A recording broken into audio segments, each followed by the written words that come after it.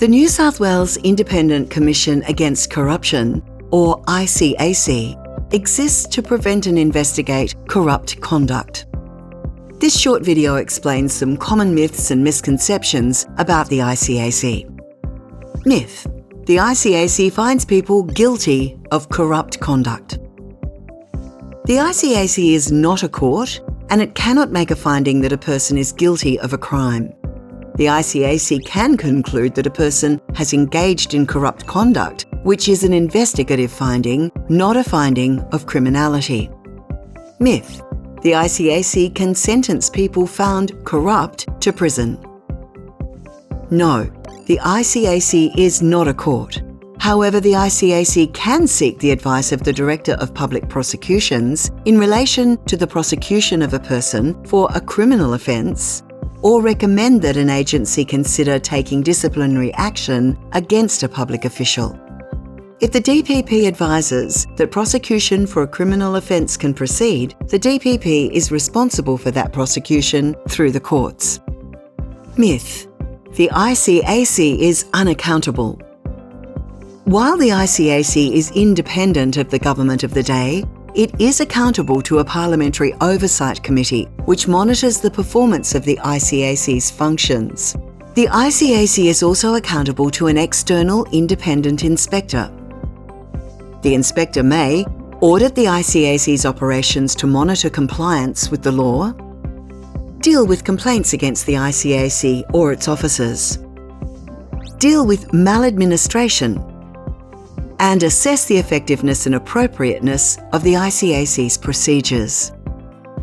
The ICAC obtains authorisation from a court or other external body prior to exercising many of its coercive powers, such as conducting search warrants or intercepting telephone calls. Myth: a person cannot challenge a corrupt conduct finding.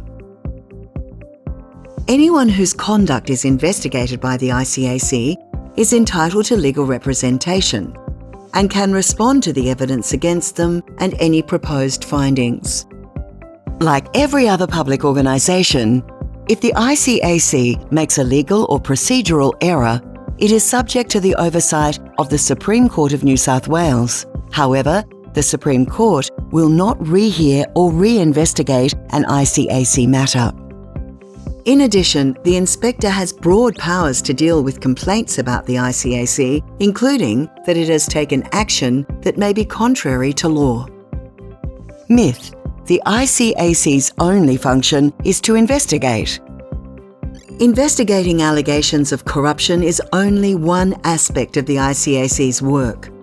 It is also responsible for preventing corruption and educating public officials and the public about corruption and its detrimental effects. This work includes providing training and advice to agencies and public officials through a variety of channels. Myth: New South Wales ICAC must hold public inquiries. The New South Wales ICAC only holds public inquiries if it is satisfied that it is in the public interest to do so. In making this decision, the Commission must consider factors including the benefit of publicly exposing corrupt conduct, the seriousness of the allegations, any risk of undue prejudice to a person's reputation, and whether the public interest in exposing the matter outweighs the need to preserve privacy. Myth: ICAC investigations unfairly tarnish reputations. No.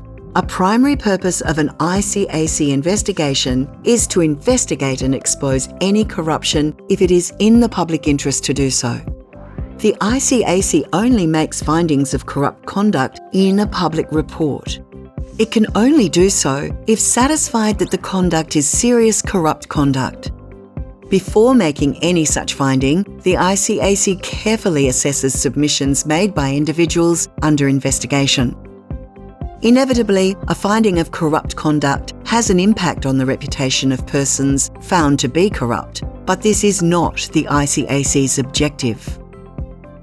Myth: the ICAC sets the rules for government agencies. No, the ICAC can make recommendations, give advice and prepare guidance regarding the practices that government agencies can adopt to reduce the risk of corruption, and promote public integrity. Although it has wide-ranging investigative powers, the ICAC does not establish or enforce rules for how agencies are run.